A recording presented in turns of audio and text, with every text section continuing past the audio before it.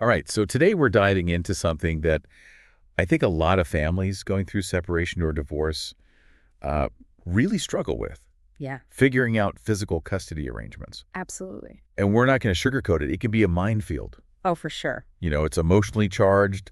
The legal terms can be confusing. Hmm. But at the end of the day, what really matters is the well-being of the child, Right. right? So we're going to try to break down these different custody types and see how they impact a child's day-to-day life. Yeah, and it's interesting. Research actually shows that in well-functioning shared custody arrangements, Okay. the kids, they often show like greater resilience emotionally, and they have stronger bonds with both parents. That makes sense, yeah, because they're getting that quality time with both. Exactly. So let's start with the basics, okay? We've got two main types of physical custody that we see. Okay. Primary or sole custody and then shared custody. Right. So primary custody, this is where the child primarily lives with one parent and the other parent has visitation rights. Right, like a home base kind of. Yeah, exactly. So think of it like the child lives with their mom during the week. Okay. They go to school, they've got soccer practice, they have dinner at the same table every night. That routine? Yeah, exactly. And then they spend weekends at their dad's. Okay. Maybe a different routine there, but it's still consistent and predictable. Yeah. And that stability, that's so important for kids during all this change. It makes a huge difference. Yeah, Especially during a time that's already, pretty unsettling for them. absolutely. Now, shared custody, this is where the child spends significant time with both parents. Right. And it doesn't have to be a perfect 50-50 split, right? No, not at all. It could be all kinds of different arrangements. Yeah, exactly. What are some examples of how that might look? Well, you could have alternating weeks. Okay. One parent has the weekdays, the other has the weekends. Or you can get even more creative and customized with it.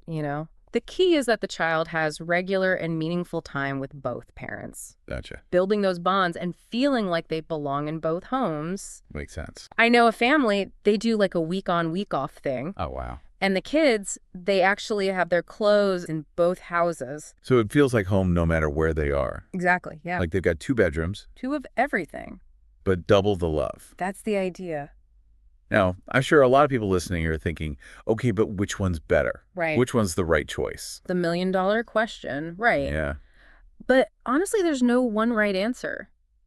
It depends. It depends, yeah. It really does depend on the family, on the situation. And our family's different.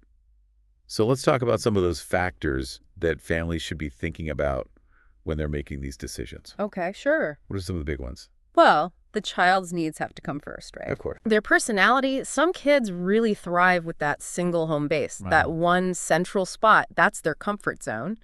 Other kids, they do better with equal time in both environments. They need that back and forth. Yeah, and it's really about knowing your child, what's going to support them best emotionally. And then there's the practical stuff too, right? Oh, yeah. The logistics, This is distance between homes, work schedules, if you live far apart.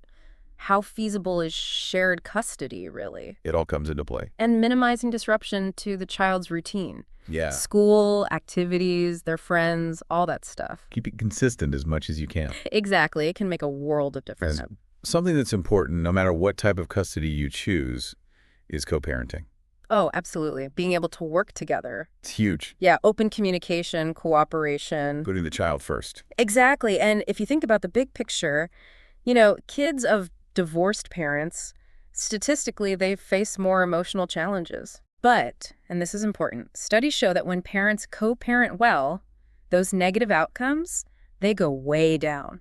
So it's not just about the legal stuff, No, it's about that environment you create for your child. the emotional environment. Exactly. So even though all these legal terms can feel overwhelming, Mm-hmm.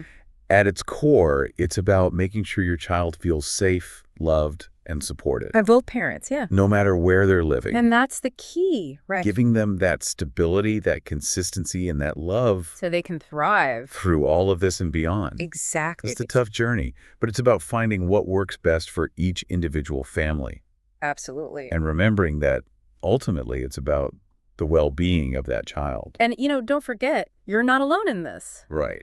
There are resources out there, support systems, professionals who can help you figure this out. So don't be afraid to reach out and get that support. Exactly. You don't have to do this alone.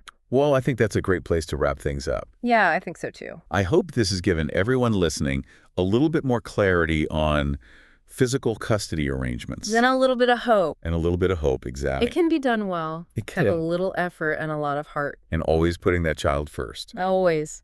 Well, thank you so much for joining us today. It was my pleasure. And to everyone listening, thank you for tuning in. We'll see you next time. See you next time. Bye.